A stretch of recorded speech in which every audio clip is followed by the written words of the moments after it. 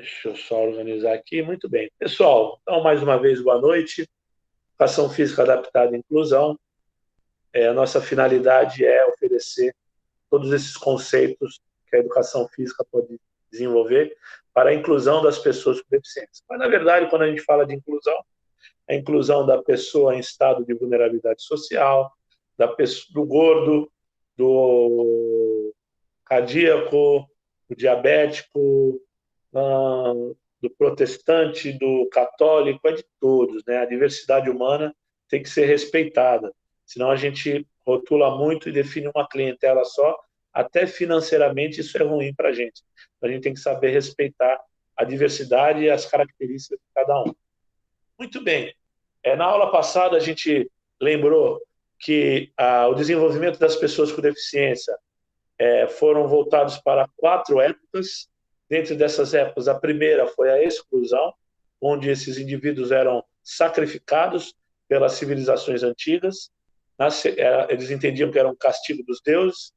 Na década de 50, pós-guerra, a gente encontra a fase da segregação, onde eles eram colocados em espaços especiais, como escolas de educação especial, clínicas de reabilitação, internatos, né? Até mesmo hospício. O pessoal entendia que quem tinha deficiência intelectual tinha que ir para hospício, né? Ficar amarrado. Então, era uma segregação, segundo período. O terceiro período, a gente identifica na década de 80 como período de integração. A pessoa com deficiência começa a participar da sociedade, mas a sociedade não está apta para receber ele, não está capacitada. E agora o processo de inclusão, que, né, iniciou meados de 2004 com a Declaração de Salamanca, ela começa a formamentar políticas públicas que toda pessoa com deficiência tem direitos iguais, e o meio precisa possibilitar ela uma adequação para que elas possam participar. Então, entendam bem, não há problemas com as pessoas com deficiência. Por favor, exterminem do vocabulário de vocês, quando se tratar com pessoa com deficiência, ou a palavra problema. Quem tem problema é a sociedade, que muitas vezes não sabe lidar ou dar acessibilidade adequada para essas pessoas. Tudo bem? Então, é mais ou menos isso que eu queria colocar para vocês. Além disso, a gente falou da terminologia correta, é pessoa com deficiência. Não existe mais portadores de necessidade especial, portadores de deficiência ou especial, pessoa com deficiência. E segundo a Organização Mundial de Saúde, nós temos 5: deficiência intelectual, que também tem a deficiência comportamental, mas ela é conceituada também como deficiência intelectual, deficiência motora ou física, e nós temos também a deficiência visual, a deficiência auditiva e a deficiência múltipla, tá certo? Então, são essas os tipos de deficiência que a gente tem aí para se desenvolver. Muito bem, meus queridos amigos. A aula de hoje vai tratar do primeiro tipo de deficiência, que é a mais comum, que é a deficiência intelectual. Cerca de praticamente 25 a 30% já da população mundial tem algum tipo de deficiência. Sim, é tudo isso. E a perspectiva até é maior para novos censos, porque muito... Pois não? Alguém entrou aí e falou? Não. Então, vamos lá. Então, 25 a 30%. A tendência é aumentar porque os censos estão mais apurados e as pessoas estão com menos vergonha de dizer que tem algum componente da família com deficiência. Muito bem. A deficiência intelectual, realmente o pessoal chamava ela de retardo mental, ou deficiência mental. Essa terminologia já acabou. A gente define como um comprometimento, né, da capacidade de compreender informações novas ou complexas, ou também de aprender a aplicar novas habilidades cognitivas. Então, há um déficit na inteligência. É por isso que a pessoa com déficit comportamental, por menos não inteligente que ela seja, mas ela acaba não prestando atenção, aferindo a função cognitiva, né, de linguagem, de habilidades motoras, até a capacidade social é um meio da gente avaliar quem tem deficiência intelectual. A pessoa, às vezes, até tem boa inteligência, mas é muito retraído, ela tem alguns não tem uma boa sociabilização, porque antigamente, apenas com o teste de QI, você colocava quem era a pessoa, né? Quem tinha deficiência intelectual ou não. Hoje a gente tem outros testes, que a gente vai falar no decorrer da aula, para reconhecer a deficiência intelectual. A Associação Americana, né, de Deficiência Mental, na verdade, ela tinha um nome mais antigo, que era uma associação muito antiga. A sigla é AAMR, na verdade era American Association of Mental Retardation. Ela definiu, a partir de 2007, um manual diagnóstico da deficiência intelectual, que definia os níveis de intensidade de apoio dessas pessoas com deficiência. Então, a gente ia ter, nós temos 4 níveis, né, através de uma avaliação intelectual, eles são divididos em 4 níveis. Se vocês conviverem em escolas de educação especial, como a PAI, o NAPNE, o 30 de Julho, o MEI, todas essas escolas eu já trabalhei ou ainda desenvolvo um projeto em algumas escolas da nossa região. Elas vão ser divididas em classes que tem lá, nível 1, nível 2, nível 3. Eu não gosto muito de rotular quem é nível 1, quem é nível 2. A nomenclatura é a seguinte. A primeira é o intermitente. Eu vou colocar aqui no chat, que aí fica mais fácil de vocês entenderem, beleza? Eu vou escrever aqui no chat para facilitar um pouquinho vocês aí. Intermitente. O intermitente é aquela pessoa com deficiência que ela tem uma certa facilidade no processo de inclusão. Ela tem pouco comprometimento, né? Então, ela pode até ter algum comprometimento social ou introspectiva, né? Mas não é bem perceptível isso. Então, é aquela pessoa que chega em bancos acadêmicos, trabalho, constitui família, mas a gente sabe que ela tem alguma disfunção cerebral, mental. Mas ela é muito fácil de incluir, então não necessita da nossa orientação tão especializada. Não precisa uma grande adaptação, tá? O segundo nível, né, o nível menos, a gente está falando do menos comprometido para o mais comprometido. É o limitado. O limitado, como o nome próprio dele diz, ele tem um limite de aprendizagem. Ele não consegue atingir, por exemplo, extremas equações, noções gramaticais, fórmulas. Né? Ele vai ter muita dificuldade no processo de ensino-aprendizagem. Ele vai chegar um momento da vida dele que vai estagnar determinadas áreas do conhecimento. Então, por exemplo, chegar lá no 5º ano do ensino fundamental, quando você está terminando os anos iniciais do ensino fundamental. Chega ali, ele estagna. Muitas matérias ele estagna.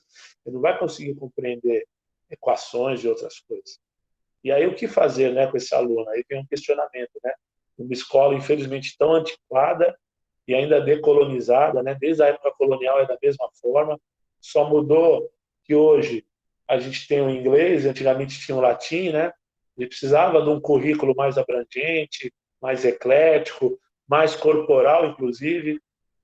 Tem escolas que, infelizmente, têm uma aula só de educação por semana, por turma é muito pouco.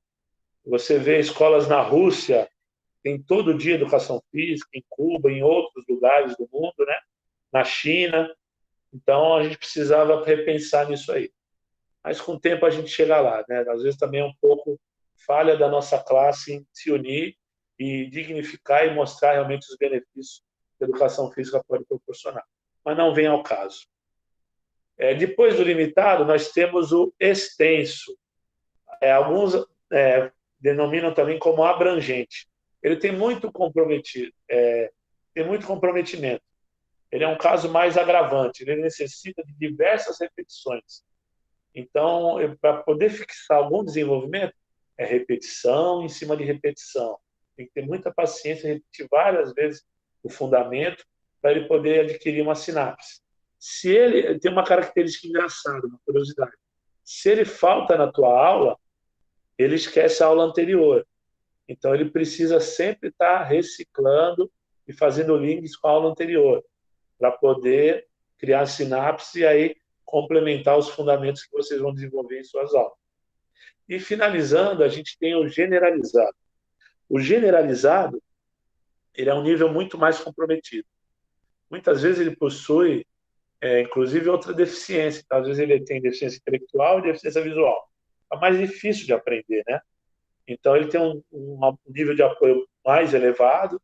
Várias vezes ele precisa até de cuidados de enfermagem ou de uma fisioterapia, né? Ele é um caso que a gente vai ter que trabalhar mais especificamente.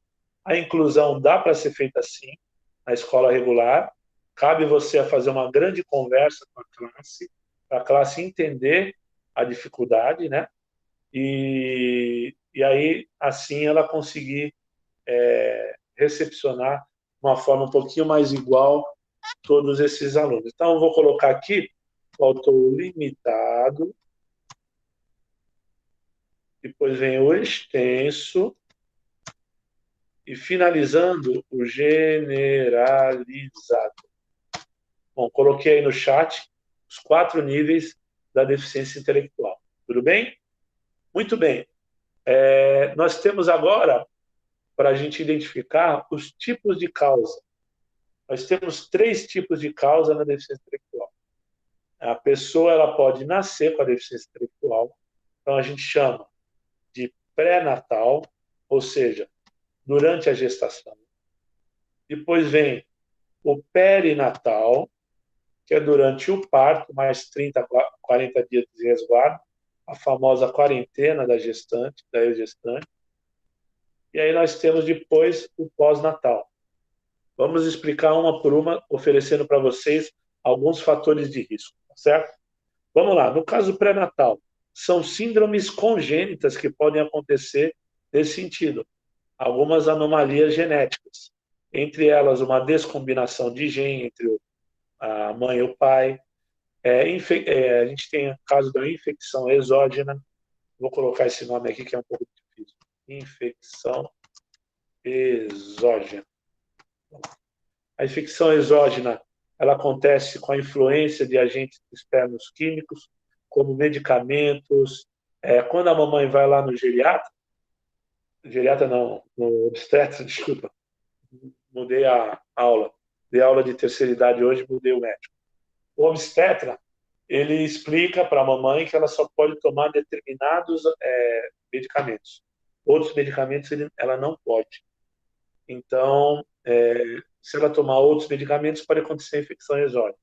A infecção exógena ela acontece também devido à ingestão de álcool, de tabaco, de drogas atóxicas e alucinógenas. Tudo isso pode influenciar o feto. Então, é um fator de risco grande de acontecer um comprometimento. Além disso, nós temos também a situação do estresse traumático, né? A mãe pode, além de ter uma queda, ela pode também ter um estresse que envolve o sistema nervoso, então precisa tomar muita calma, né? A mulher, gente, a gente tem que entender que ela tem uma transformação muito grande, não só corporal, mas principalmente hormonal. Então, os futuros companheiros ou até companheiras têm que tomar muito cuidado com a gestante, né, nesse sentido, de que o estresse pode causar um comprometimento no feto, tá bom? As causas perinatais, a que mais se destaca é essa que eu estou escrevendo aqui para vocês, anóxia, é a falta de oxigênio cerebral. Pode acontecer quando há uma dificuldade na hora do parto, em questão do deslocamento da gestante, do mau atendimento, de uma infecção hospitalar. O neném pode se enrolar aí no cordão umbilical, virar, demorar para sair, pode causar uma infecção exógena, ou, perdão, uma anóxia, desculpa. Então, essa anóxia, AN quer dizer sem oxigênio. Sem, e óxia, oxigênio cerebral. Então, sem oxigênio cerebral. Outra causa relevante para a gente comentar da perinatal é também a questão da desnutrição materna, né? Então, o aleitamento materno ele é muito importante para o bebê. O leite o leite materno é o principal alimento. Contém várias proteínas, né? Que vai formar e constituir a massa cinzenta, vai estimular a velocidade de reação, os estímulos, as sinapses neurais. Então, é muito importante que as mamães, futuras mamães, compreendam que o peito não vai cair, pelo contrário, há uma contração, inclusive muscular, na cadeia do abdômen, até do peitoral, né, quando se amamenta, porque às vezes há uma tensão, né, o neném às vezes puxa. É questão de você treinar, né, durante, antes e depois, né. Por exemplo, está grávida, continua fazendo exercício físico, mas vai ter que moderar na carga e na intensidade. Nos períodos aí de véspera de parto, se for programado, né, atividades voltadas para o relaxamento, alongamento, yoga, qualquer coisa que vai trazer tranquilidade e desenvolver o sistema cardiovascular da mamãe, né? Pós a mesma coisa, e depois atividade normal, quando, dependendo se for parto normal ou se for cesariana, aí tem toda a questão do ponto e tudo mais. Na questão do pós-natal, a gente tem os fatores de risco envolvendo os traumas, né? Traumatismo craniano pode causar deficiência intelectual, pode ser de um acidente automobilístico, alguma queda, né? Algum acidente com arma de fogo, arma branca. Há também o comprometimento da vacinação, né? A criança tem várias vacinas até os 5 anos de idade, depois tem algumas com 12, com 15, né? Tétano. Então é importante que continue, né? Porque pode comprometer também o intelecto. Né? Outras doenças que podem causar, principalmente na época da gestação, né? Meningite, sarampo, béola, também, se eu não me engano, a, a cefalite também, todas essas podem causar qualquer tipo de deficiência durante a gestação. Então, peri e pós-natal. Bom, até aí tudo bem, galera? Tranquilo? Beleza. Se tiver, vocês me interrompam, eu posso repetir. Professor, Pois não. eu tenho uma dúvida. Qual a probabilidade de, no momento perinatal, que é no momento do parto, a criança cria alguma deficiência? No caso, como Durante você o parto, disse. É, se já tem então, alguma pesquisa em relação a quantos por cento da criança que acontece isso no parto, acontece. não existe nenhum tipo de pesquisa abrangente nesse sentido, entendeu? Não tem nenhuma som. Estão me ouvindo? Sim. Acho que tá ruim o som. Então, desligou? Beleza. Então, não tem nenhuma pesquisa a respeito disso, entendeu? Mas é uma causa bem incidente. Principalmente na questão perinatal, pode acontecer tanto esse déficit mental como uma paralisia cerebral. A paralisia cerebral, apesar de acontecer no cérebro, ela é uma deficiência motora, que a gente vai estudar mais para frente, porque ela é acometida principalmente no débito do sistema nervoso central. Então, é bem comum, viu, ter essa questão da deficiência no momento perinatal, porque tanto a deficiência intelectual quanto a deficiência física pode ser causada nesse período, tá bom, Edson? Beleza? Eu tinha feito essa pergunta porque a minha mãe chegou a comentar comigo que no momento que eu nasci, eu me enrolei no cordão umbilical, inclusive. Eu queria saber se tipo, eu tive sorte mesmo, por isso. Com certeza, com certeza. E Edson, acho que hoje convivendo com diversas pessoas, né? Na verdade, assim, talvez nesse primeiro momento a gente pense em sorte, né? Pô, ainda bem, claro, porque a vida ia ser muito mais difícil, tanto para você quanto para os seus pais, ainda mais por falta de informação que ainda existe, né? Mas existem muitas outras virtudes, mesmo você tendo paralisia cerebral, né? Mas com certeza é bem comum e você teve realmente esse êxito aí, juntamente com a mamãe. E nada é por acaso, tá vendo? Você me conheceu aqui na faculdade, você vai conhecer várias pessoas que eu vou trazer, inclusive elas, pessoas que aconteceram exatamente o que aconteceu com você, mas que ficaram com sequelas. Então, realmente, o mundo dá voltas e você vai conseguir, quem sabe, até contribuir com essas pessoas no desenvolvimento da tua profissão. Muito bem. Uma coisa que eu queria comentar com vocês é quanto o prognóstico for mais cedo, mais estimulado essa criança, ou esse indivíduo com deficiência intelectual vai ser. Ele precisa de agentes multidisciplinares. Como vai afetar o cognitivo? Então, a fala, os processos todos de maturação vão ser dificultados, vão ser mais atrasados.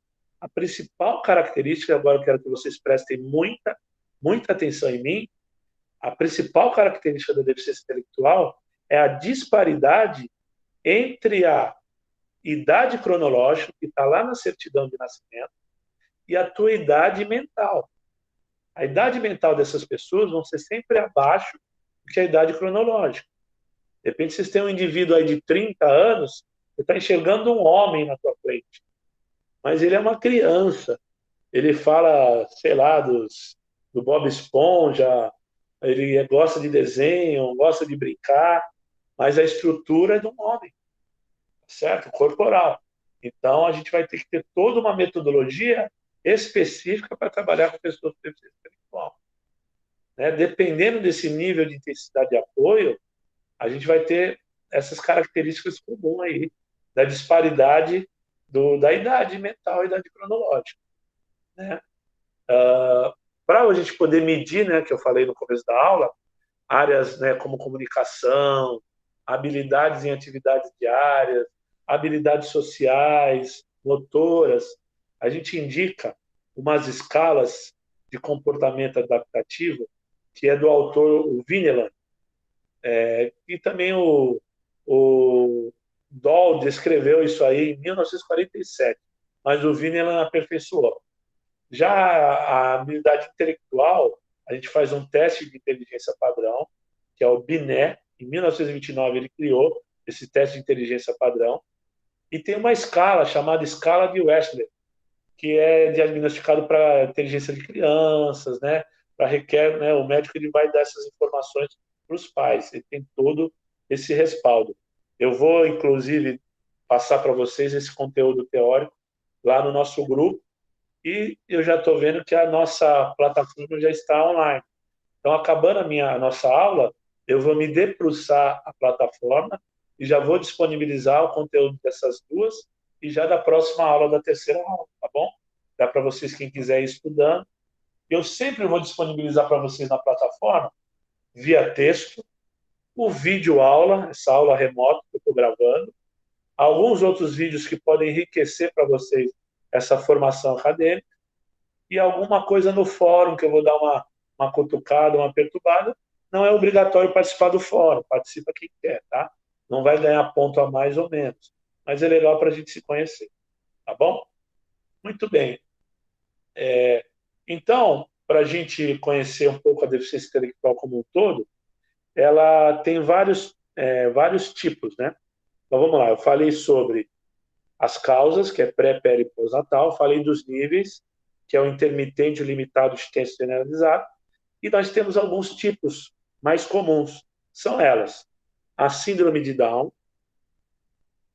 o TEA, transtorno do espectro autista, que é o autismo, o TDAH, transtorno de déficit de atenção de hiper e hipoatividade, a dislexia, e temos aí algumas síndromes mais raras, que é a microcefalia, a hidrocefalia, a síndrome de Williams, a síndrome do X frágil, de Padre-Wells, entre outras, que não são tradicionais, são bem raras.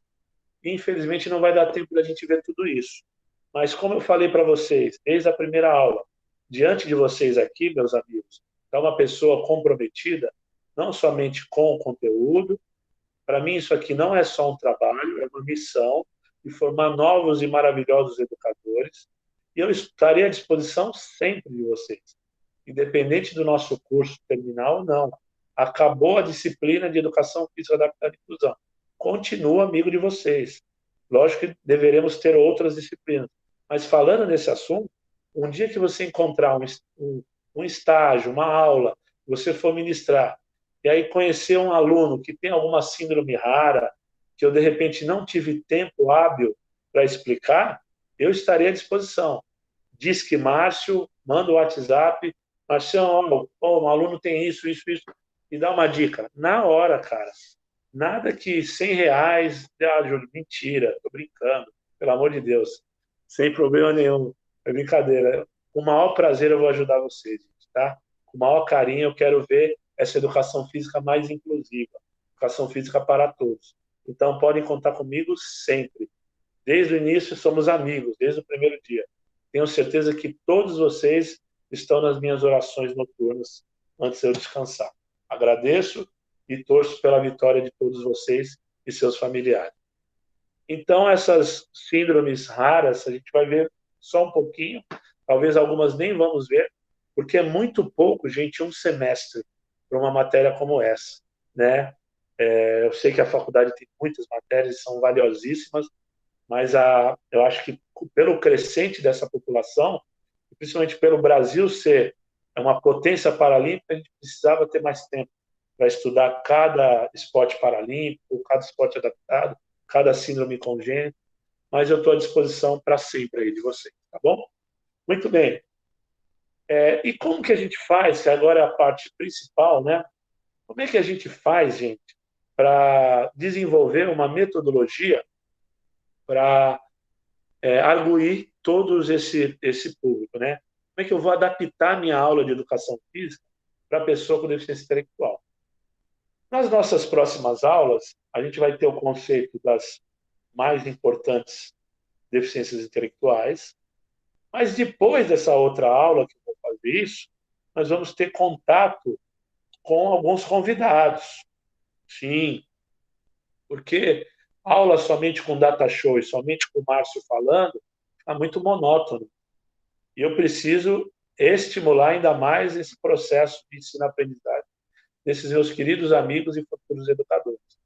Então, nós vamos juntar a razão, todo o conhecimento científico que eu estou levando para vocês, a terminologia, a didática, né, a metodologia específica, totalmente academicista, com o saber popular de experiências fantásticas, a razão e o coração, o equilíbrio entre o saber acadêmico e o saber popular. Essa é a chave do segredo para a gente realmente ser muito feliz na nossa profissão. Então, o que eu indico para a gente trabalhar com esse público? Vou escrever novamente aqui no chat. Primeiro, deixa eu ver se todo mundo está me ouvindo bem, ninguém está dormindo, não? Pelo amor de Deus. Ouvindo, estou ouvindo. Estamos aqui. Ouvindo. Eu fiquei com drama agora, só vi o Marcelão e o Edson ali, fiquei meio down para baixo, assim, falei, nossa, que tava do nada. Já estava ligando um som aqui de sofrência. Muito bem, vamos lá. Então, a primeira coisa é a criação do vínculo, meus queridos. Essa criação do vínculo, ela se remete ao que a gente pode dizer aqui? A ideia de, cada vez mais, a gente valorizar a heterogeneidade, ou seja, as pessoas são heterogêneas. Então, não dá para a gente estudar de uma maneira generalizada. Não dá para dar o mesmo estímulo para todo mundo. Então, eu criando o vínculo, eu vou fazer uma anamnese, conhecer ele ou algum familiar ou responsável que vai na minha academia ou na escola mesmo. Então, eu vou fazer uma anamnese bem específica, para conhecer até condutas sociais, coisas que chamam a atenção dessa criança, desse aluno. Então, primeiro eu crio o vínculo. Eu trago ele para perto de mim. Porque, gente, entenda o negócio. Educação física, antes de ser física, é educação. E educação é uma conquista. Eu tenho que conquistar meus alunos. O respeito, ele é conquistado, somente nos dias de hoje. Não dá para a gente ir a ferro e fogo. Principalmente em escolas particulares, que a pessoa, né, às vezes, quanto mais velha a criança vai ficando, mais às vezes uma postura inadequada ela vai tendo, né? Eu já escutei situações, ó, mas eu estou te pagando, meu pai te paga. Não é bem assim, né? E aí a gente tem que ter uma boa postura boa, bem rígida, né? Para poder colocar no lugar. Mas, assim, é uma conquista. Eu tenho que começar já conquistando. É como se fosse uma paquera, né? Então, digamos que alguém de nós aí está solteiríssimo ou solteiríssimo e vai paquerar outro. E aí qual é a ideia? Bolar toda uma estratégia. Poxa, vamos sair. Hoje é muito mais fácil, né? A pessoa manda um WhatsApp aí, já fica fácil, fica na cara do gol. Porra, na minha época, meu irmão, como eu suei, cara. Pô, era tete a tete. E a vergonha de tomar um fora e a molecada dar risada? Oh, brincadeira. Hoje é molezinha. Mas antigamente, pô, mó intrapessoal que tu tinha que desenvolver. Interpessoal, né? Então, mas você tinha que organizar, pô. Então, ia levar menino para um restaurante japonês. Não ia no fumacinha da esquina, caramba. Cheio de fumaça, mano. Pô, vou chegar, vou abrir a porta para ela no carro. Hã? Ninguém faz isso mais. Ninguém mais faz isso. Ó, o Edson falou que faz. Eu Duvido. também faço, hein? Também faço, hein? De Aí, vez em Rodrigo, quando. não, você é dos meus. Quando eu Então, lembro. Eu abri até pra minha ex-sogra, pô. Ó, ai, que chique.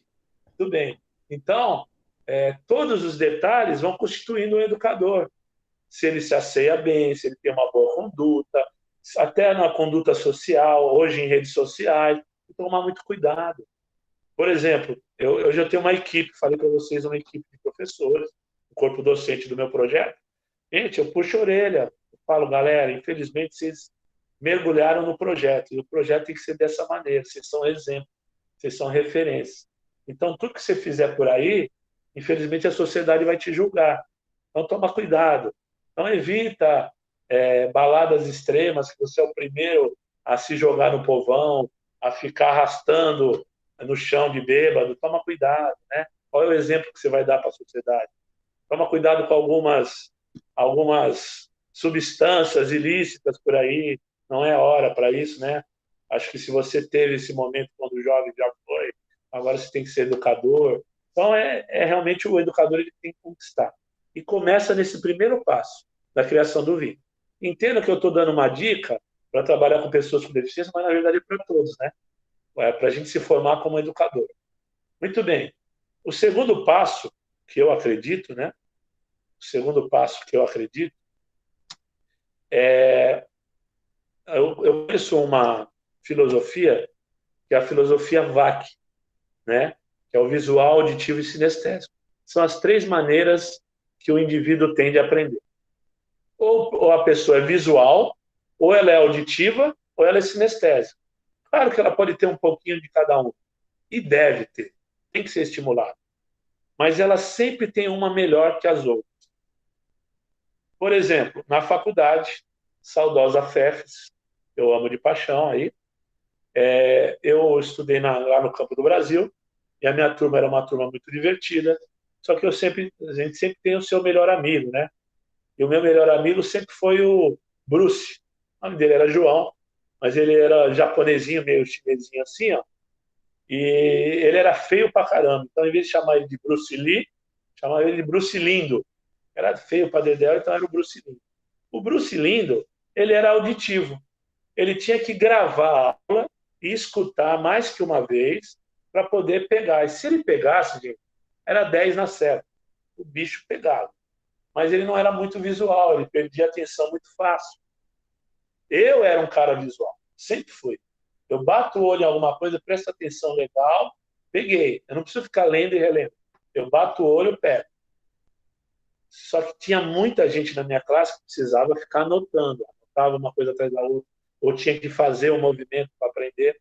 Então, são pessoas mais sinestésicas, que precisam do movimento humano para aprender, ou do tato, né? Então, você é visual, auditivo ou sinestésico. Eu vejo que a segunda fase é uma fase oral, né? Então, eu vou desenvolver na criança o auditivo. Então, eu vou explicar o que eu vou fazer. Eu vou explicar de uma maneira agradável, simpática, brincalhona, lúdica, para chamar muita atenção. Eu vou estimular esse processo de ensino-aprendizagem oral. eu vou explicar para ela de um jeito, ela prestando atenção em mim, 1, 2, 3 vezes se eu achar necessidade. Eu sei que às vezes ela tem um nível mais extenso, aí eu sei que ele precisa repetir 1, 2, 3 vezes para entender. Depois desse auditivo, eu vou para o visual, que é a demonstração. Eu vou demonstrar o fundamento, né? E aí eles vão me ver, eles vão olhar a demonstração. Então eu vou estimular o visual deles. Então estou explicando sobre um saque no voleibol. Então eu chamo a atenção de todo mundo, trago todo mundo para perto de mim. Eu não vou deixar a galera lá no fundo da quadra e eu vou sacar lá da outra. Não vão me enxergar direito. Para poder perder a atenção é rápido. Então eu vou juntar. Vou fazer uma meia-lua perto de mim, ninguém na minha frente. Na lateral, sim, vou ensinar. Ó, saque por baixo, bota uma perna na frente, outra atrás, flexiona o joelho, né, faz o balanço, a mão não segura a bola toda, é meia bola. Então, eu vou explicar tudo isso. Oral primeiro, depois visual, mas o visual pode ser junto com o oral no segundo momento. Eu não costumo fazer só visual e auditivo junto, porque às vezes tem gente que é mais auditivo. Então, primeiro eu explico. Depois eu faço visual, mas faço um pouquinho do auditivo junto. Muito bem. E aí, depois que eu explico, eu vou desenvolver a participação junto com o meu aluno. Então, eu vou fazer o sinestésico. Eu vou tocar no aluno, eu vou transferir, né, toda essa, às vezes, essa carência, essa afetividade, vou dar confiança para ele. Então, vou tocar nele, vou explicar como é que é o gesto motor. Eu não posso ser um professor preguiçoso. Atenção! Ninguém deve dar aula sentado. Isso é um absurdo. Se eu ver, eu vou encher de rasteira. Eu vou dar croque na cabeça de vocês. Nunca façam isso. Não sejam errado. professores péssimos que dão a bola e vão mexer no WhatsApp. Nunca. FEFES é qualidade. Não sejam assim. Pelo amor de Deus. Mesmo depois de eu morrer, eu vou puxar a perna de vocês. Então, por favor, sinestésico é uma das partes mais importantes. Você está junto com o seu aluno, está dando confiança, estimulando, falando palavras positivas. Parabéns, é isso. Não, tá bom. Mas você fala, tá ótimo, que maravilha, você vai chegar lá. E aí você vai dando as dicas conforme ele for se estimulando. E a última fase que eu vejo, eu chamo de reversibilidade, que é a autonomia. Será que eu escrevi isso? Autonomia, isso mesmo. O Jean Piaget, que é um grande filósofo francês, criador do método construtivista, da construção do saber, ele acredita que a criança ela precisa construir seu aprendizado. Né? Não dá para a gente dar o decoreba. Então, a gente vai construir junto. E para ela entender essa construção, ela já tem que estar apta através desses processos anteriores. Quando ela se desenvolver, eu vou dar autonomia para ela, inclusive, criar um jeito diferente de construir aquele fundamento, ou de realizar num jogo de uma maneira diferente. Né? Não pode ser a fiel semelhança do seu professor de método. Ele pode criar o jeito dele de jogar, de realizar algum movimento. Eu vou criar autonomia nele. Tá certo? Então, depois vocês vão pesquisar o método VAC aí, né? Então, antes do VAC, criação de vínculo, e no final, essa autonomia. Beleza? Muito bem. Mas para poder entender essa pessoa com deficiência, principalmente intelectual, eu tenho que perceber que essa pessoa ela não tem completamente a não inteligência. Quando a gente lê essa palavra aqui, ó, que eu vou escrever no chat, deficiência. Logo, eu tenho certeza aí que vem algumas palavras um pouco até inferiores. Por exemplo, Marcelo, sem medo de ser feliz, de errar. Rápido, o que vier na telha. Falou deficiência, lembrou de quê? Uma palavra. Doente. Doente, perfeito. Vamos lá, Edson. Lembrou de deficiência? Uma palavra que lembra isso.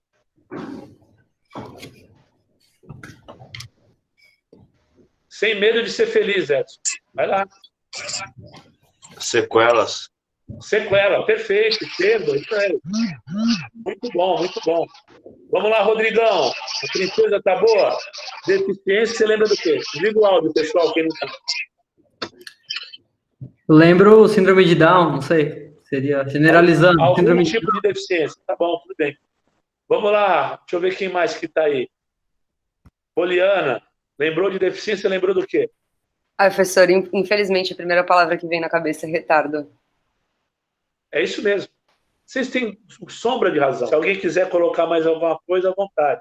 Pode até colocar no chat. Preconceito. Preconceito. Legal, Bi? É isso mesmo. Preconceito demais. Então, essas palavras vêm à tona. Agora, se por acaso acontecer de eu digitar sem querer e esquecer da primeira letra, o que a gente está lendo aí? Eficiência. Dificilmente a gente enxerga a pessoa com deficiência com um protagonismo. Marcelo, quer falar? Fala, fica à vontade. Não? Porque o áudio estava ligado e eu pensei que você queria falar. Então, dificilmente eu vejo um protagonismo da pessoa com deficiência. A gente entende que a gente precisa assisti-las, né? Trabalhar o assistencialismo. No Brasil é muito assistencialista, né? A gente precisava pensar nessa evolução, né, maior. Então, eu tenho que enxergar o que esse cara tem de bom. A deficiência é notável, é uma característica que ele vai ter. Mas eu preciso desmembrar esse ser, criar o vínculo de uma maneira que eu vou descobrir alguma potência desse cara.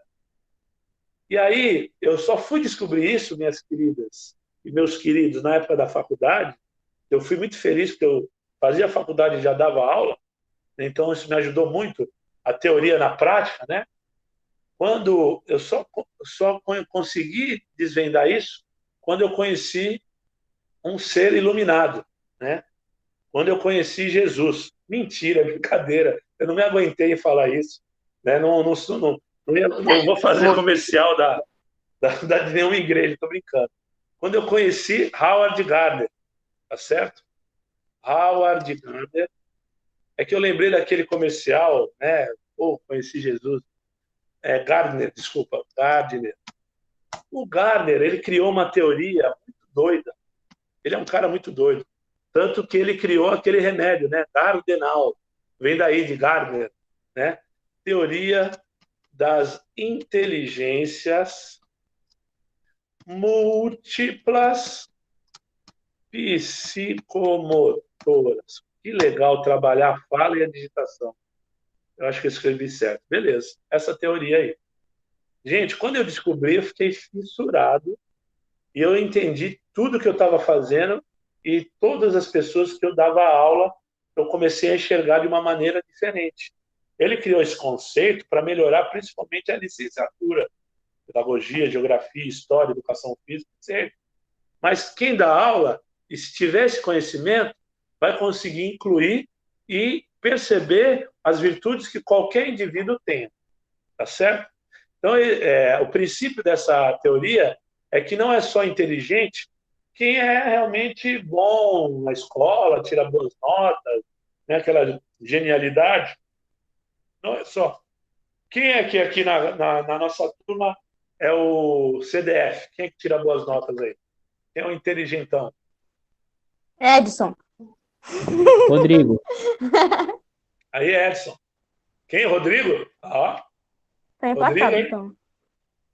Rodrigo tem uma mente brilhante, né? Marcelo, Tá brilhando aí. Marcelão. Tudo você gênio, é tudo humilde, gênio né? aí. Gostei. Tudo gênio. Muito bem, então, Bianca. Vamos lá. Então, ele entendeu que não era só inteligente que tirava boas notas. Olha que legal. A primeira inteligência que ele descobriu é uma inteligência que tem muito a ver com a gente. Essa aqui, ó. Corporal sinestésico. É inteligente também quem domina o corpo, quem reconhece valências físicas e as tem, como flexibilidade, força, resistência muscular aeróbia, anaeróbia, que seja, mobilidade, coordenação motora dinâmica, força, destreza, equilíbrio. Então, um atleta de alto rendimento, por exemplo, ginástica artística, caramba, tem elemento de força, de equilíbrio, coordenação motora, de ritmo. Gente, tem domínio do corpo fantástico, né? Algumas modalidades trabalham um pouquinho mais que as outras, esse domínio maior. Então, um cara de alto rendimento, com certeza, ele tem mais essas valências aí a ser desenvolvido. Então, também é inteligente quem tem esse corporal. A segunda que foi desvendada é essa aqui, ó. Deixa eu só escrever de novo. Espacial. A espacial não é aquela inteligência dos caras da NASA. Não é, não viagem, por favor. Os caras são inteligentes, mas eles têm mais inteligência, lógico, matemática, que é muito código binário, muita organização, né, de tempo e espaço, na questão dos meninos. Essa pessoa que tem inteligência espacial é que ela tem inteligência temporal. Por exemplo, o piloto de automobilismo. Até os caras da NASA também têm, né, para poder colocar um foguete para voar, com certeza tem. Mas o cara de automobilismo, ele é fantástico. Piloto de automobilismo, em milésimos de segundo, praticamente uns 400 por hora, 300 a 400 que seja, o cara ele faz uma curva, ele faz uma ultrapassagem e ele não sai da pista. Ele tem muita consciência de quanto que ele acelera, quanto ele diminui, a hora certa de ir, de fugir. Eu acho que um cara que tem um pouco menos, mas tem também bastante, é o cara do hipismo, né, que tem que fazer o adestramento do cavalo, o estímulo que ele dá para o cavalo para saltar, para virar, para dançar. O cavalo dança na pista. Então, assim, todo piloto de automobilismo, com exceção do Rubinho Barrichello, tem inteligência espacial. Cadeira, Rubinho foi um grande piloto aí, mas sempre em segundo, né? Até agora, sem querer, ficou a inteligência espacial em segundo aí. Muito bem. Depois nós temos duas inteligências que têm um nome até parecido e alguns autores vão colocá-las juntas, que é a intrapessoal e a interpessoal. A intrapessoal é quando acontece da gente dominar as nossas emoções.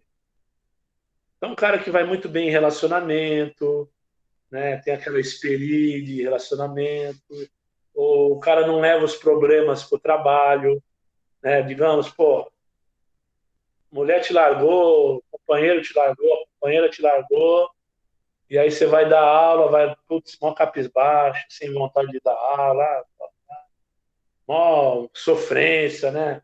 Aquela sofrência, não dá. Você tem que ter boa organização de inteligência emocional.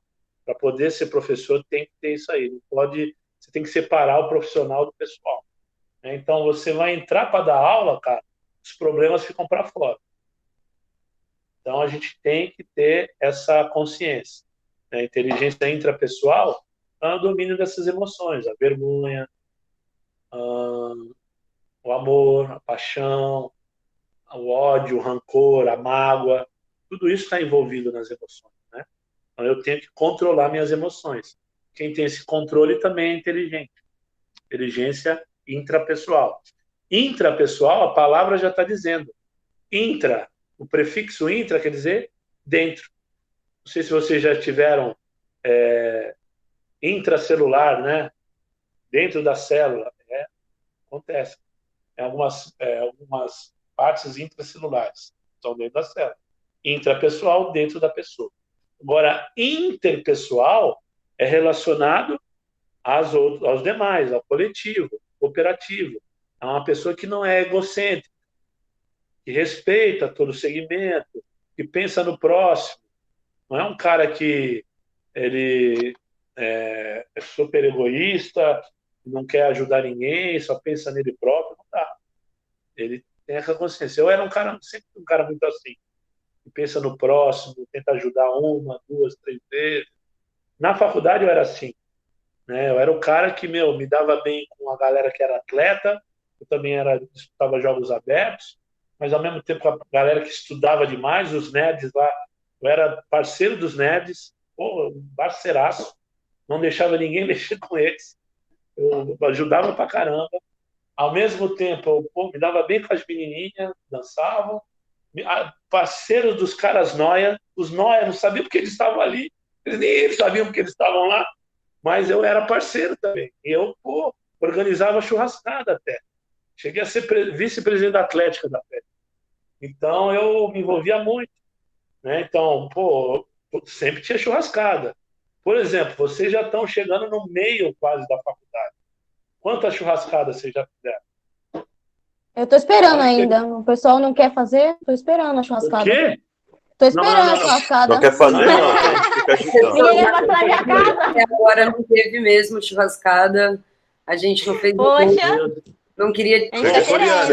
Eu já fiz social em casa, não vem não. Vamos lá, então. Eu fiz a mesma pergunta para o pessoal da manhã. Eles falaram também que não teve nenhuma. É lamentável. A palavra é lamentável. Lamentável. Nós vamos organizar. Quando acabar a pandemia, quando voltar ao normal, nós vamos organizar, Marcelo. Tá bom? Beleza, Edson? Vamos nessa, Rodrigão. Leva a família toda, tá? Bruno, Rafael, Poli, todo mundo. Leva todo mundo. Bora. Namorado, amante, todo mundo. Vambora. Ô, professor, tá um churrasco muito bom, viu? Não, tô falando sério. Sabe por quê? Não é questão de fazer. Sério. É questão da gente se sociabilizar. Uma das moedas do momento, inclusive, é o network. A gente não sabe o que vai ser no dia de amanhã. Daqui eu tenho certeza absoluta que muitos vão prosperar e vão poder levar junto um colega de classe, que infelizmente às vezes não conhece, não tem uma afinidade. E nesses momentos pode ser criar. Né? É muito importante esses momentos. E se depender de mim, contem comigo. Vou dar uma força aí para a gente organizar nós e a turma da manhã. Tá bom? Depois vocês me cobrem. Passando a pandemia, dando tudo nice, nós vamos realizar um churras aí, com certeza. Mas voltando, sejam interpessoais, tá? Vou dar essa dica para vocês. Sejam interpessoais. Não façam o trabalho em duplo ou trio sempre com a mesma dupla e com o mesmo trio. Sai da tua zona de conforto, vai conhecer outras pessoas. Tenha certeza que vai dar certo. Por mais que você vai levar a dupla ou trio nas costas, os caras são sanguessuga, não tá mal. Faz essa experiência, pelo menos para conhecer um pouquinho. Troca, vai para outro.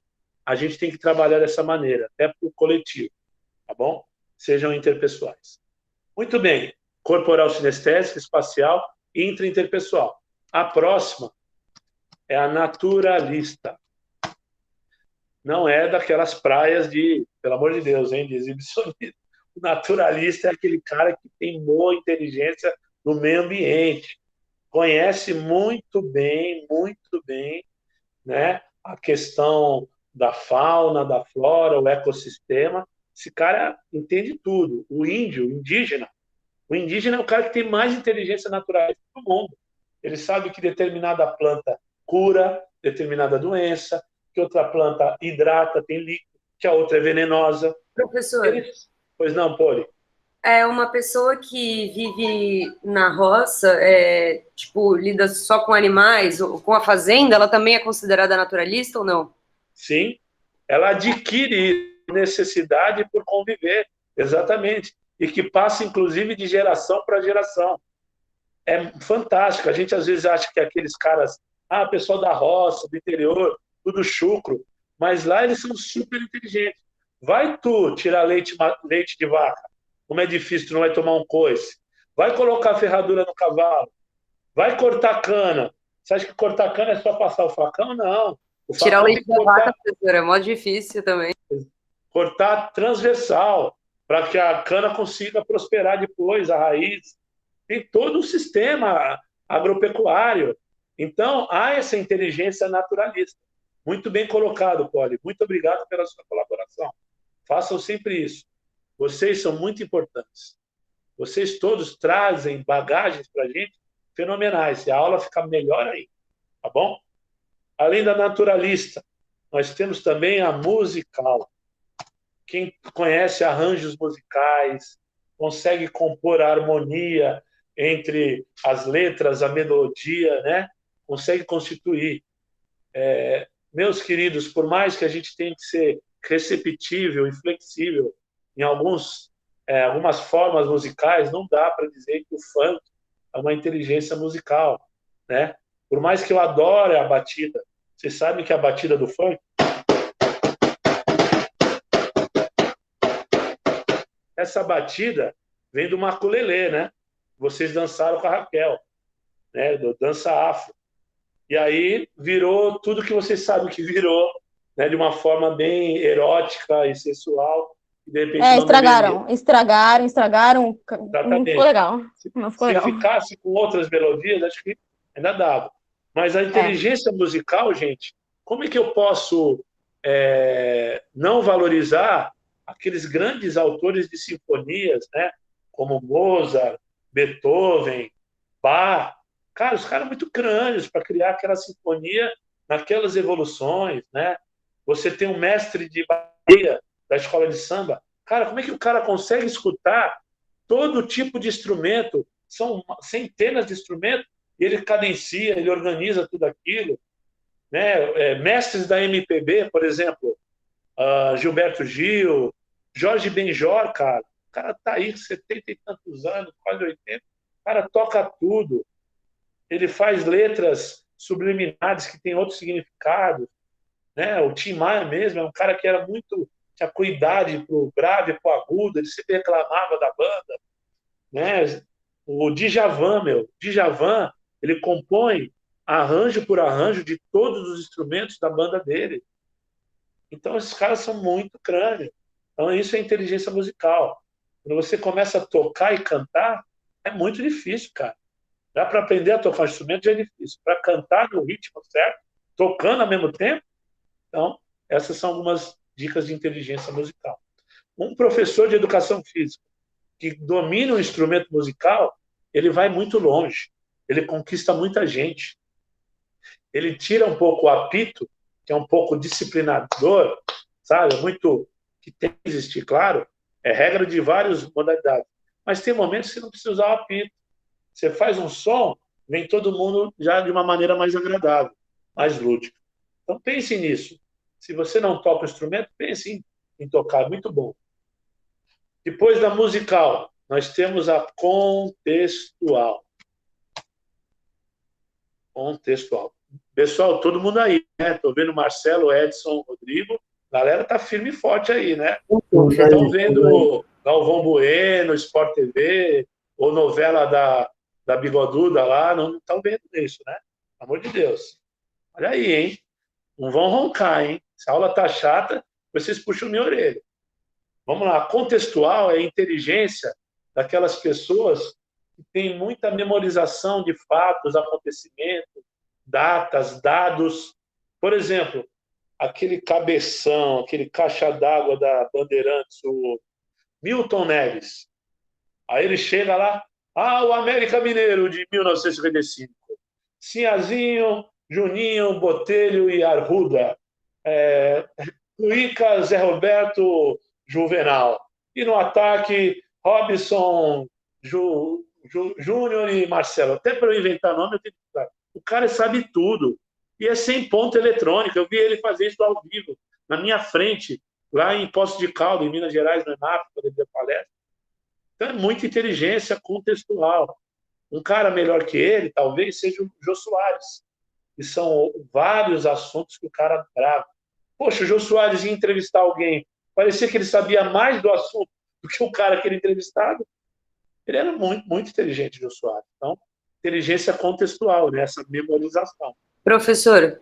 Pois não, Poli. O professor Melchior também pode ser caracterizado assim, né? Porque ele fala muito bem, ele contextualiza muito bem, ele argumenta muito bem, ele até diz... Eu acho que o Melchior, ele tem sim a contextual, mas a melhor que ele tem é essa aqui, ó, linguística.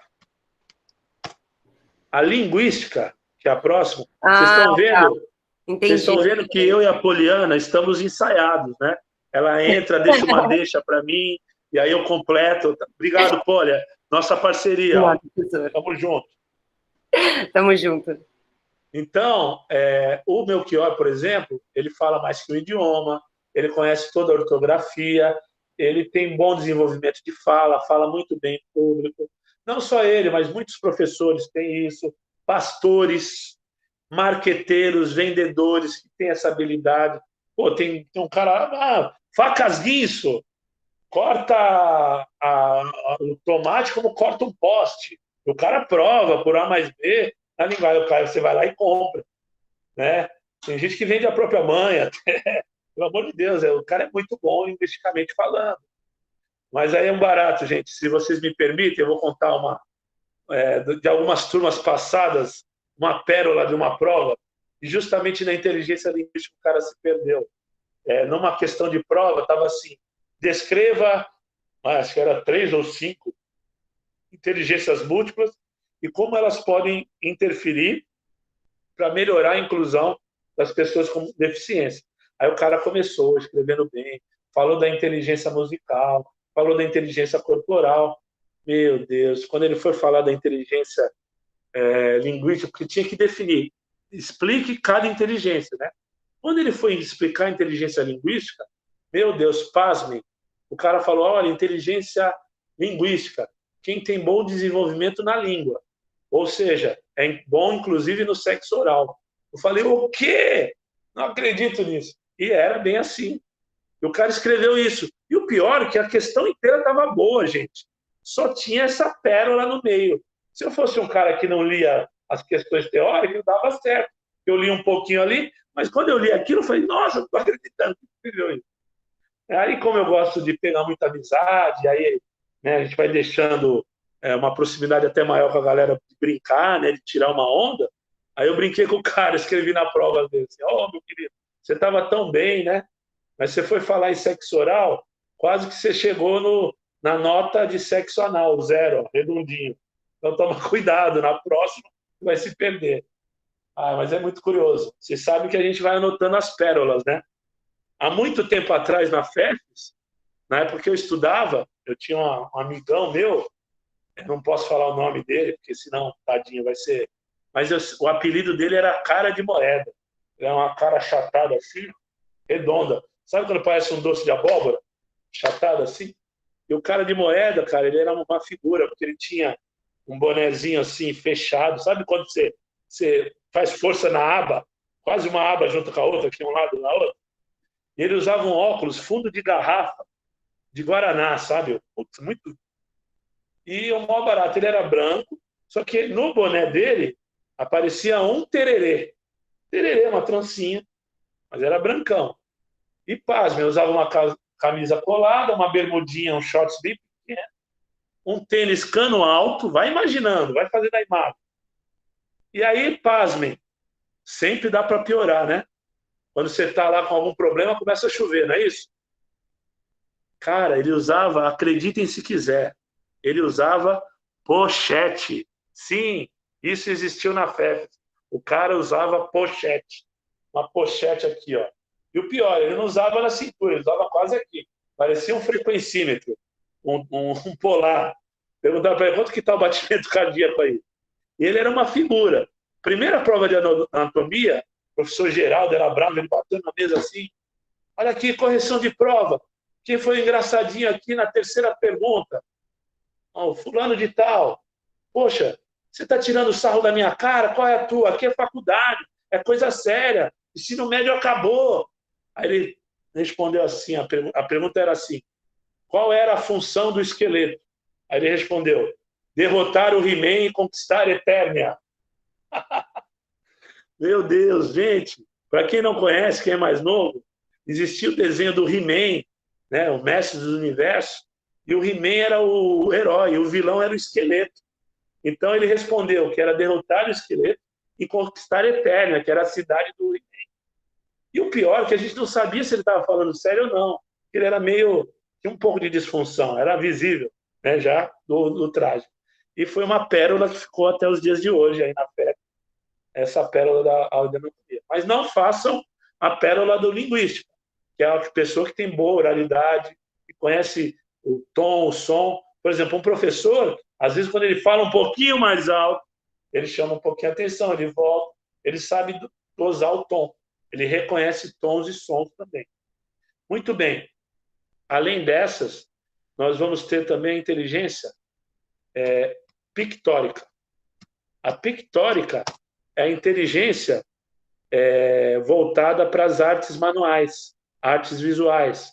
Então, é pintura, artesanato, escultura, são essas artes mais manuais, fotografia, são artes mais visuais, mais manuais, você precisa desse trabalho também manual. Pessoas expressam, né, o seu sentimento através daquela gravura, daquela figura, daquele artesanato, né, a expressão desse sentimento. Então, o cara, né, realismo, né, então ele consegue isso. Como é que a gente vai não valorizar o Van Gogh, ou o próprio aqui no Brasil, o Aleijadinho, fazer aquelas esculturas, e era, inclusive, a pessoa com deficiência. Tá certo? Muito bem. Deixa eu só contar aqui. Falamos da corporal sinestésica, espacial, intrapessoal, interpessoal, naturalista, musical, contextual, linguística, pictórica, e agora vem a lógico-matemática. Lógico-matemática. Muito bem. A lógico-matemática é aquela pessoa que é bom de cálculo, na área de exatas, né? Quem é bom na área de exatas. Quem desenvolve bem esses cálculos. A gente tem, inclusive, uma tese que eu estou seguindo nos estudos na Escola de Educação Física da USP, que eles estão estudando um grupo de atletas que também são bons em matemática, para ver se tem a relação de quem é bom, de repente, de pensamento lógico-matemático, estimula sinapses mais rápidas, para ter mais velocidade de reação no esporte. Muito legal esse estudo. E eu acredito muito nisso, né? Mas a matemática, assim como a pintura, né, artes, a música, claro que a pessoa pode ter um dom genético, mas ela pode ser desenvolvida nas pessoas. Essas inteligências, elas podem ser desenvolvidas. Por exemplo, matemática. Muita gente é ruim. Eu sempre fui mal de matemática. Na verdade, começou a piorar quando foi lá para o sexta série, sétima série, que, né, foi para o ginásio, né? Chamava de ginásio. Agora é ensino fundamental 2, né? Anos finais do ensino fundamental. Gente, foi tão engraçado, tão curioso, né? Como a influência do professor, né, pode ser positiva ou negativa. Olha que curioso, que sirva de exemplo para vocês, por favor. Eu estava acho que era a sexta ou sétima série agora, vai me fugir. Acho que era a sétima. 13 anos, mais ou menos. Acho que era a sétima. 12 para 13. Gente, na matemática, começou a aparecer a tal das equações. E eu sentava na primeira cadeira, eu sentava do lado do brotinho ali, de uma paquera que eu tinha. Tinha bolsa de estudos. Então eu pensava muito na minha mãe. Porque minha mãe, ela falava comigo com o chinelo na mão. Olha, lembra que arde? Ah, lembro.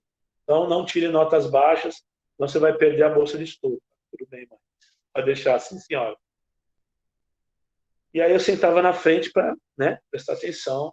E aí sentava do lado essa minha paquerinha aí.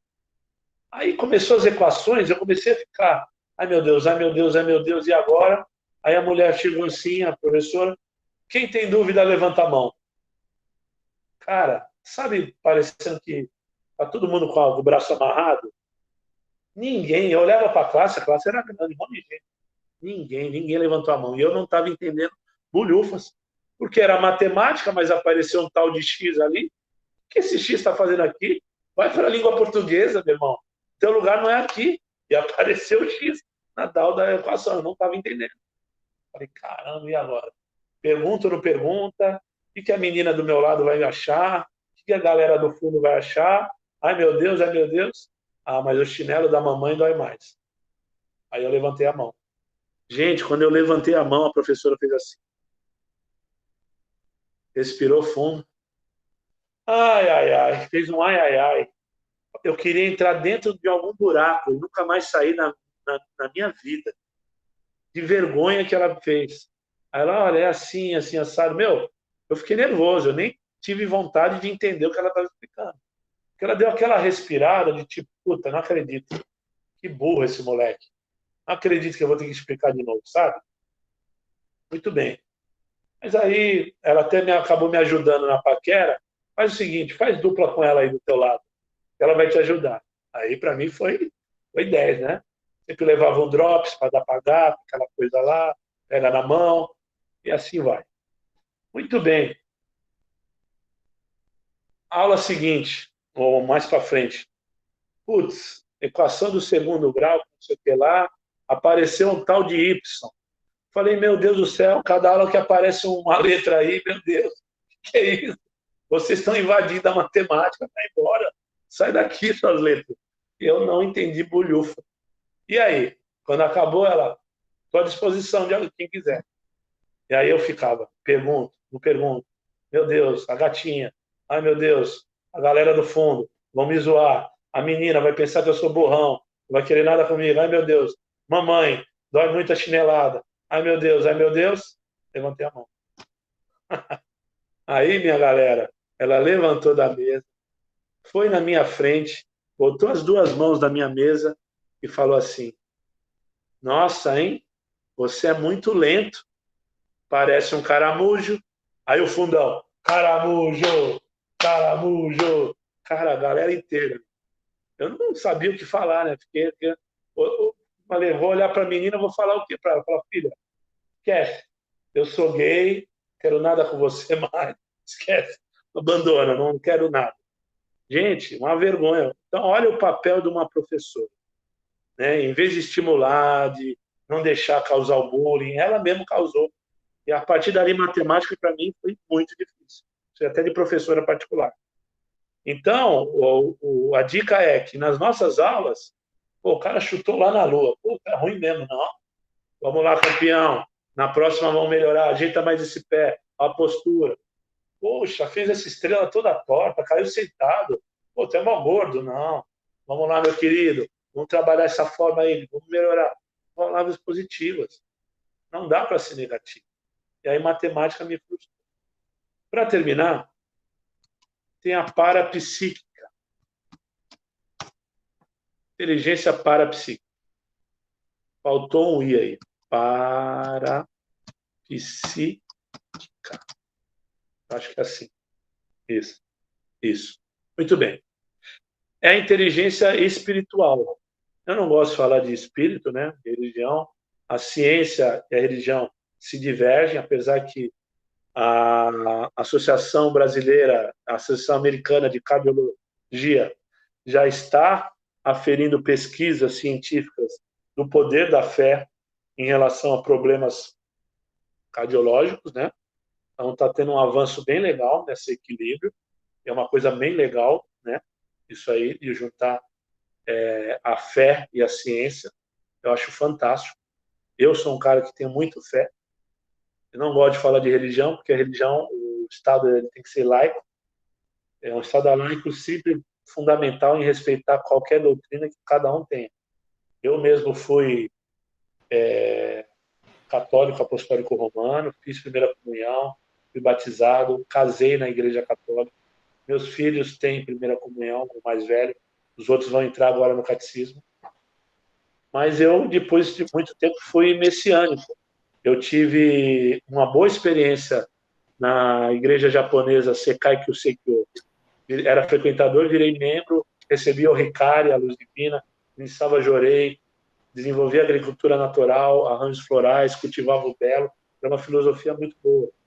Minha esposa é espírita, gosta da doutrina kardecista, gosto de ler com ela, muito legal. Adoro o Chico Xavier, Divaldo, acho que são caras maravilhosos, almas muito boas. Na minha juventude, eu namorei uma menina evangélica, eu não sabia. Ela marcou um encontro comigo na Pedro Lessa, quando eu fui ver ela na Assembleia de Deus. O pastor era o pai dela, já me chamou na hora que eu fui perguntar dela. Tive que sentar na primeira fileira do culto. Um mico, né? Porque nessa época, eu também às vezes batia um atabaque lá no Preto Velho, né? No Domblé, porque eu tenho boa habilidade de percussão, né? E a feijoada do Preto Velho é a melhor, né? Então, eu respeito muito o candomblé também. E aí, meu maior amigo, em vez de falar aleluia, eu, axé. Falei, nossa, o que eu tô? Então, foram várias experiências. Então, eu não vejo uma religião melhor que a outra. Para nós, professores, religião é praticar os ensinamentos que qualquer religião tem. Praticar o bem, né? O mal nunca vai vencer o bem, né? Pensamento positivo, né? A gente tem que passar para os nossos alunos a honestidade, a simplicidade, a humildade, né? A cooperação, a amizade. Então, isso é trabalhar a espiritualidade do indivíduo, é dar bons exemplos, é fazer pelo semelhante, né? Por exemplo, há um ensinamento na Igreja Católica, é amar ao próximo como a ti mesmo. Eu, nesse momento, eu estou vibrando com a participação de vocês e estou adorando falar com vocês desses causos, ao mesmo tempo dar essa consciência aí científica para vocês. Então, a gente tem que falar dessa maneira, né? Então, bons exemplos de inteligência espiritual é o Chico Xavier, né? O Divaldo, os caras...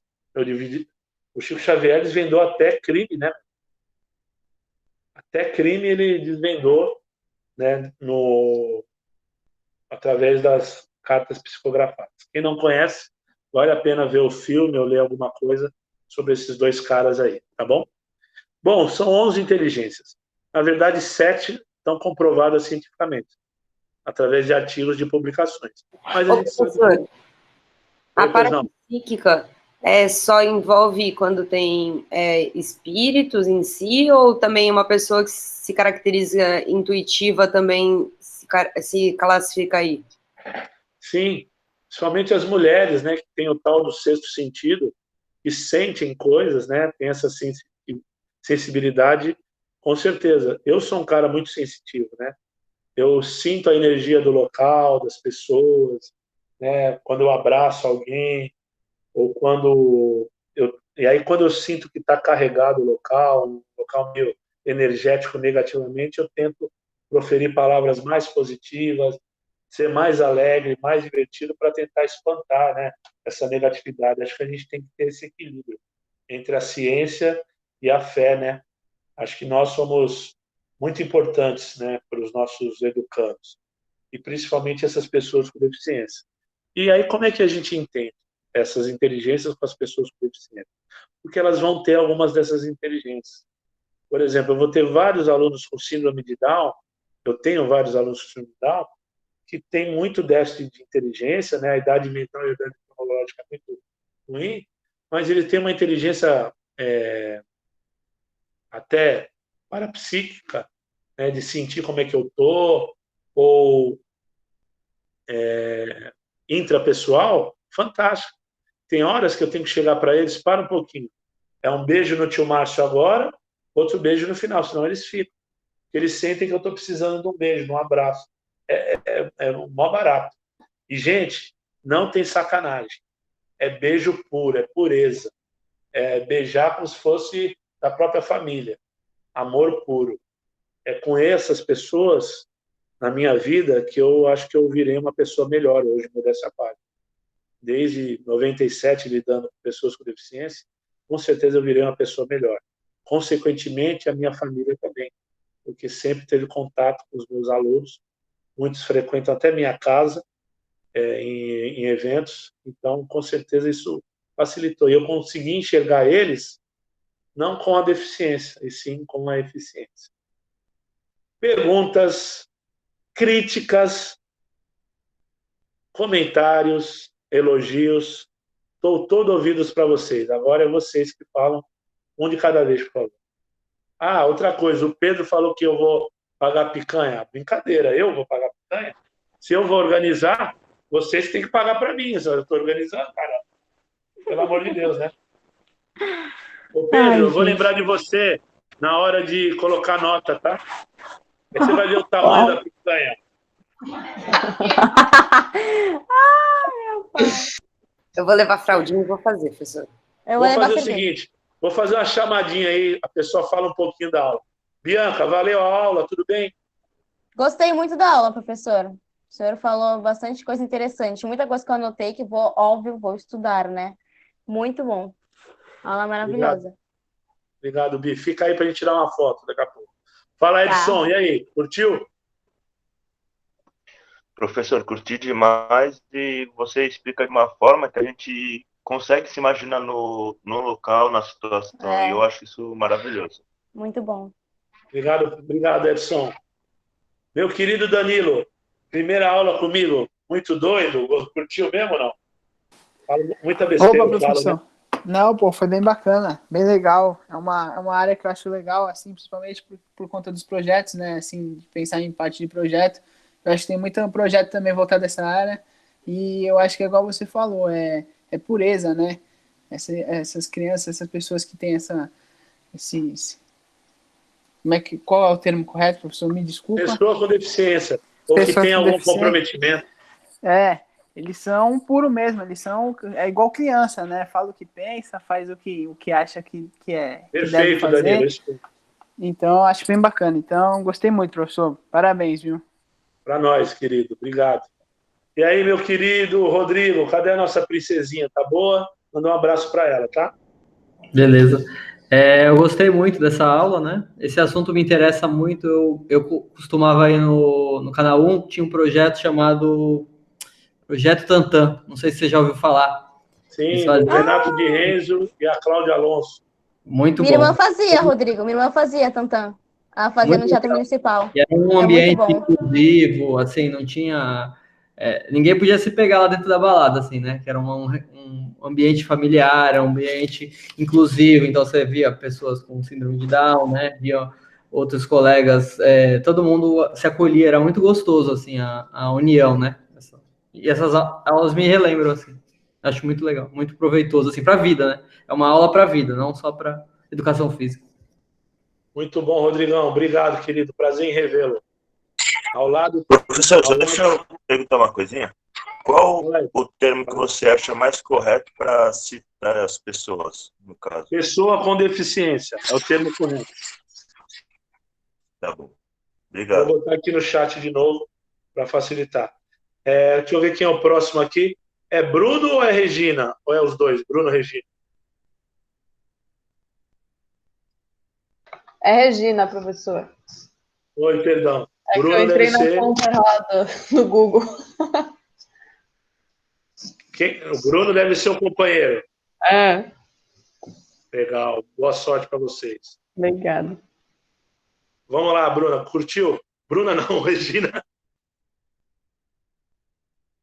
Curtiu, Rê? Valeu a aula, Gostei, beleza? professor, foi muito legal. Principalmente Bom, aquela querido. parte do nascimento, que eu não sabia que tinha a ver com a deficiência. Muito legal. Valeu, querida. Obrigado. Meu querido Rafael Caldeira, dá um abraço para todo senhor. mundo. Beleza? Beleza. Pô, curti pra caramba a aula. Já te admirava desde pequeno, né? Quando eu estudava lá no Verde, e agora tendo aula contigo, tá sendo show de bola. Que bom, querido. Fico feliz. Muito obrigado, viu, Rafa? Uma boa noite e um abraço para a galera. Fica aí para a gente tirar uma foto. Grande Poli, obrigado pela tua participação, hein? Você foi 10 aí. A gente estava bem ensaiado. Participar. Se depender de mim, eu falo bastante, sabe? O pessoal que estudou comigo sabe que eu sempre vou falar alguma coisa. Maravilha. Espero que tenha gostado. Professor, Obrigado. provavelmente não vou aparecer na foto, porque eu tô fazendo hidratação no cabelo, eu tô com uma cara e com uma touca muito zoada, entendeu? Eu não quero. Eu também, amiga. Agora que é a mais legal, posso. Tá bom, fica Eu tranquilo. acho que tinha que aparecer. Também acho. Também Catuquinha acho. na cabeça. João Pedro. Eu mostro a touca e não mostro o rosto. Vai lá, João Pedro. Boa noite, professor. Também gostei bastante da aula. Achei muito interessante, eu gosto desse assunto. Maravilha, querido. Obrigado aí. Vamos lá, Vitor Brasil. Boa noite, professor. Gostei, sim. A aula foi bem explicada. Você deu bastante exemplo aí de todos os tipos, né? As diversas diferenças que tem. Foi bem legal. Gostei mesmo. Maravilha, Vitor. Obrigado, meu querido. Agora nós temos aqui, acho que é Felipe Moreira, Lipão. É isso mesmo?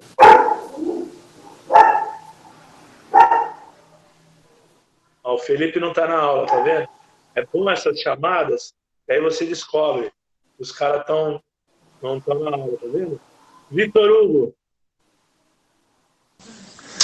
Boa noite, professor. Achei legal a aula também. Principalmente na parte que o senhor fala de carinho e um sentimento de família. Achei bacana. Legal, meu querido. Obrigado aí pela participação.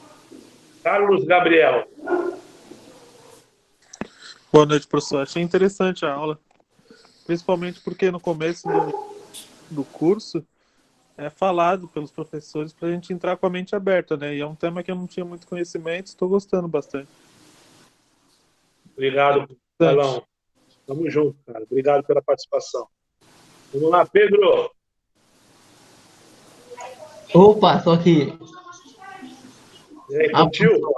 Lógico, tá sendo uma coisa muito diferente na minha vida. Aprender coisas novas sempre, não só na sua aula, mas como na aula de todo mundo. Maravilha. Obrigado, Pedro. Marcelão. Legal, né? Ótima aula. Eu faço estágio, né? Então eu tenho uma aluninha cadeirante, né? De 4 anos. A gente sempre tem que adaptar tudo para ela se sentir igual, né? A gente faz de tudo para assim, eu fazia, né? Porque agora com a pandemia as aulas pararam, né? E assim, um negócio que é estranho, porque eu não tinha mais o costume de lidar com criança, né? Eu não tenho filho e tal. E aí eu sempre parece que eu estou vendo alguma coisa errada nelas e não, elas são crianças, né? Elas são crianças, são diferentes. Né? E essa aula está sendo muito boa para mim por causa disso. Valeu, Marcelo. Bruna, primeira dama. Oi, aula muito boa. Eu adorei o jeito que você fala descontraída, assim, faz a gente entender melhor que você falou sobre as suas experiências, o que a gente pode encontrar por aí, deu umas dicas de como a gente se comportar. Muito legal. Maravilha. Faltou alguém? Todo mundo falou? Beleza. Então, gente, muito obrigado pelo carinho de vocês. Vou agora me debruçar lá na plataforma para disponibilizar mais conteúdos para vocês. Peço aí a gentileza da gente, de repente, tirar uma foto para poder salvar aí mais uma foto chamada, por gentileza. Vamos lá? Todo mundo prontinho aí? Todo mundo juntinho. Eu vou ficar aqui aparecendo assim, porque é melhor. Espera aí, atenção. Só um minutinho. Todo mundo ouvindo. Prepara. Atenção. Sorriso. E atenção. Espera aí que a Regina está um pouco escura aqui. Agora sim. Coisa linda, hein? O cara se mexeu ali, foi mexer no cabelo. Peraí. Quem é? O Vitor Brasil mexeu no cabelo, mano. Ficou todo estranho. Vamos de novo. O pé do Vitor. O pé do Vitor. Atenção. O Vitor se mandou, ficou com vergonha. Valeu, galera. Agora ele voltou, já era. Saiu torto, tá lá no grupo. Gente, obrigado pelo carinho de vocês. Desculpa alguma coisa. Espero que vocês tenham gostado. Boa semana, tá? Grande abraço. Valeu, Marcelo. Boa noite. Se cuida. Boa noite, Um abraço, professor. Obrigado. Imagina. É um prazer.